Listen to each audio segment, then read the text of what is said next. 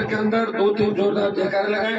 जय बोले वीर जी महाराज की, जय बोले ख्वाजा साहब की, जय बोले बालाजी महाराज की, भोगा जी महाराज की, राम साहब पीर की। उपस्थित मौजूद बुजुर्गों, सम्मानित मंच, नौजवान साथियों, प्यारे बच्चों, आमुसर गांव का सहयोग हमेशा राष्ट्रीय लोकतांत्रिक पार्टी के साथ रहा। मैं आपको विश्वास दिलाता हूं, मैं उपचुनाव के अंदर वोट की अपील करने आपके गांव के अंदर आया हूं और मैं जहां भी जाता हूं और कोई बात अगर कहता हूं तो उस बात को पूरा करने का प्रयास करता हूं। समय लग जाए लेकिन मैं बात से बदलता नहीं, और इसी का परिणाम है कि आप दोनों मुझे आशीर्वाद भी देते हैं। यहाँ सरदार साहब विधानसभा क्षेत्र के अंदर विकास मुझे नजर नहीं आ रहा है। 1,32,000 के जीएसएस, 1 दर्जन दूसरे नए जीएसएस, वोल्टेज ज्यादा मिले किसानों को, जमीनें ठीक है, बिजली के अभाव के अंदर किसान पूरी पैदावार नहीं कर पाता, और खेत सरदार शहर में सिंचाई का पानी कैसा है, तारानगर के खेतों में सिंचाई का पानी कैसा है, इसको लेकर योजना बना के मजबूती से मैं आपके लिए काम करूंगा, ये मैं विश्वास आपको दिलाता हूँ। आपने देखा होगा राजस्थान के अंदर किस तरह कांग्रेस भारतीय जनता पार्टी का मिला जुले का खेल राजस्थान के अंदर है, और अगर आपने कांग्रेस को जिता दिया तो यही संदेश जाएगा कि अभी जो हालात बने, अपराध, भ्रष्टाचार, आप मोड़ लगा रहे हो, वैसे ही काम करता है। कांग्रेस बीजेपी जीती तो बीजेपी के लोग कह देंगे कि मोदी जी की हवा थी और 150 जीतेंगे, इसलिए ये ट्रेलर था, पिक्चर बाकी है।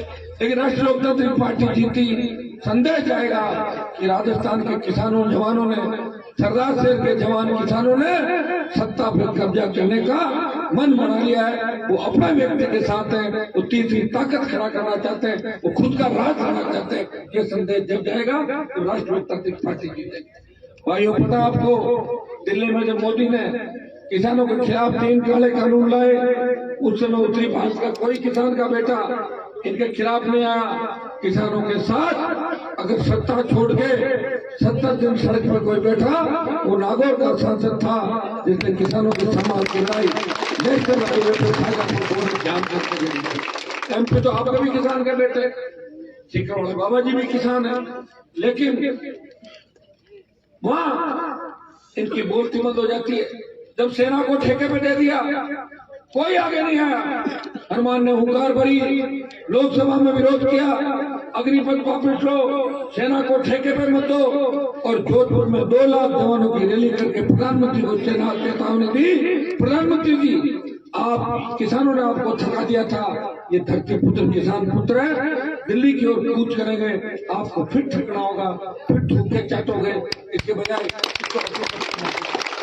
राजस्थान को विशेष राज्य का दर्जा देने की बात हो, राजस्थान की अटकी हुई सिंचाई परियोजनाएं, लंपी कोरोना टिड्डी का मामला हो, और इस प्रदेश के अंदर भ्रष्टाचार के मामलों की गूंज रही, अगर उन सबका मामला लोकसभा में उठा के राजस्थान का सम्मान बचाया तो नागौर के सांसद ने सर्व समाज 36 कौम की बात करी, भाई को भाई से जोड़ने का काम किया, भाई को भाई से लड़ाने का काम हनुमान बेनीवाल ने कभी नहीं किया।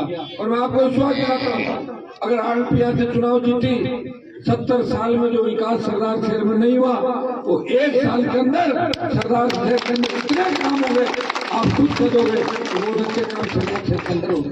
मोहनलाल जी सत्ता के अंदर थे, वो चले गए, उनके बारे में मैं टिप्पणी नहीं करना चाहता, लेकिन उनकी एक खासियत थी, वो गहलोत को बहुत खिलाफ थे। मुझे कहते थे गहलोत को हटाना है। अब गहलोत को कैसे हटा, उनका बेटा तो गहलोत की फोटो लेके घूम रहा है, क्यों हाजी साहब, हटेगा कैसे? अगर मोहनलाल जी की आत्मा को आप चाहते हो शांति मिले तो गहलोत हटे, कैसे हटेगा? जब अनिल हारे। अगर मान लो कोई पुराने कांग्रेस से लोग कहते हैं हम थोड़ा मोहनलाल जी जुड़े हुए, तो उनकी आत्मा को शांति नहीं मिलेगी। वो तो अशोक गहलोत के दूर विरोधी थे, आपको सारी बातों का पता है। सरकार गिराना में हमारे साथ थे, वो भी हम अलग से गिरा रहे थे, वो माने से चले गए थे। उनका तो ऑडियो भी वायरल हुआ था, आपने देखा था ना कि मैं सीनियर हूँ, थोड़ी रेट ठीक रखना मेरी, था नहीं था? तो इन सारी बातों को याद करो। नए राजस्थान के निर्माण के लिए सरदार शहर की धरती से नई किसान राजनीति का आगाज करो। किसान राजनीति हाशिए में चली गई है। कोई नौजवानों का खरीदोरी नहीं। ये बच्चे हैं, ये बालिकाएं हैं, कौन इनकी रखवाली करेगा, कौन रक्षा करेगा। अपराध में राजस्थान 1 नंबर पे चला गया। हमारे बच्चे सुरक्षित नहीं।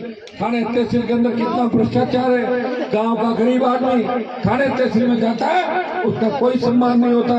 भाइयों, अगर खुद की सत्ता चाहते हो, कर्ज मुक्त किसान, फ्री बिजली, टोल मुक्त राजस्थान चाहते हो, रोजगार चाहते हो और राजस्थान का सम्मान चाहते हो, तो राष्ट्रीय लोकतांत्रिक पार्टी के लालचंद मूंड जो किसान के बेटे हैं, इन दोनों को परखा आपने बीजेपी कांग्रेस को।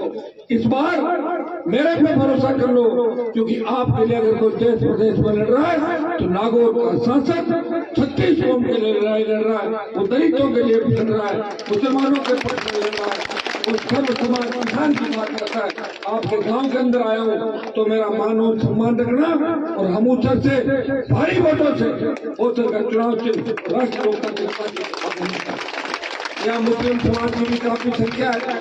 मैं मुस्लिम भाइयों से भी आह्वान करूंगा कि जहाँ जहाँ तीसरे मोर्चे बने देश के अंदर, यूपी, बिहार, हरियाणा से लेके वहाँ यादव के साथ मुसलमान आया, जाट के साथ मुसलमान आया और मायावती मेघवाल के साथ मुसलमान आया, तब क्षेत्रीय पार्टियां बनी। अगर आप लोग ये तय कर लो कि हमें राजस्थान में बदलाव चाहना है तो सरदार शहर से मुस्लिम भाई इस चीज में मेरी मदद करें, आरएलपी को वोट डालें और मेघवाल मुसलमान सारा समीकरण बन गया तो जीत का आंकड़ा भी बहुत बड़ा होगा, क्योंकि सत्ता बदलने की ताकत चाबी आपके हाथ में, आपके वोट से परिवर्तन होता है। अपील करने आया हूँ, मेरा सम्मान रखना। हनुमान जी गाँव गाँव घूम रहे हैं, वसुंधरा गहलोत गाँव गाँव नहीं घूम रहे, सरदार शहर के अंदर देखा क्या घूमते हैं उनको। मैं 3-3 बजे तक आपके बीच जाके वोट की अपील कर रहा हूँ। मुझे राजस्थान बचाना है, देश के किसान को बचाना है, जवान को सत्ता का उनका हक दिलाना है। आप पूरा भरोसा करके मेरी मदद करना, अपील करना आपको भी चाहे हूँ। लालचंद को जीताना, सारे और विकास जो है उनको गति दिलाएंगे। हमेशा आपके साथ खड़ा रहूंगा। मैं ऐसा व्यक्ति हूँ जिनके साथ खड़ा हो जाता हूँ, मदद करता हूँ। आपको जहाँ भी मेरी आवश्यकता इस गाँव को पड़ेगी याद कर लेना, पीठ दिखा के नहीं भागूंगा, आपकी जय-जयकार खड़ा कर दूंगा। धन्यवाद।